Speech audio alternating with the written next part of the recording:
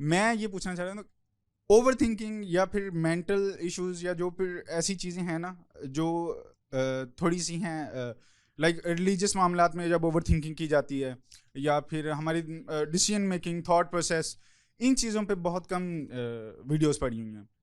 میرا ابھی کا کویشچن یہی ہے کہ اوور تھنکنگ کو کیسے اوور کم کیا جائے. اور دوسرا ایک ریکویسٹ کرنی تھی کہ آپ کی جو اب تک کی زندگی ہے اس کا جو نچوڑ ہے آپ کسی نصیحت کی یا لائف لیسن کی صورت میں آپ بتانا چاہیں تو شکریہ. آپ کا پہلا سوال ہے، اس کے جواب میں یہ عرض ہے کہ جس معاملے پر بھی آپ غور کرنا چاہتے ہوں ہمیشہ اس کے فروع سے ہٹ کے اس کی اصل دریافت کرنے کی صحیح کریں.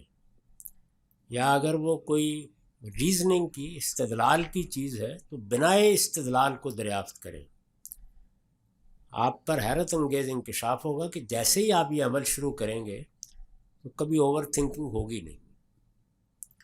ہم اصل میں فروع میں الجھ جاتے ہیں، اصل کو تلاش کرنے کی طرف ہماری توجہ نہیں ہوتی، بنائے استدلال کو دریافت نہیں کرتے، بلکہ اس کے اثرات، نتائج یا اس سے متعلق ہمارے تعصبات وہ الجھنوں کا باعث بن جاتے ہیں. تو نتیجہ یہ ہوتا ہے کہ سوچنے کی بنیاد ہی غلط پڑتی ہے، اور پھر تا سریا میروت دیوار کچ. جب آپ نے پہلی اینٹ غلط رکھ دی تو ذہن بھی اس سے ہم آہنگ نہیں ہوتا، فکر بھی اس سے ہم آہنگ نہیں ہوتی.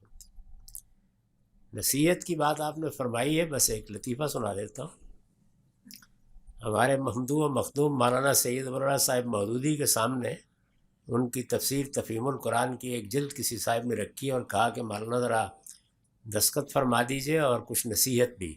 انہوں نے کہا نصیحت کتاب میں، دستخط میں کر دیتا ہوں.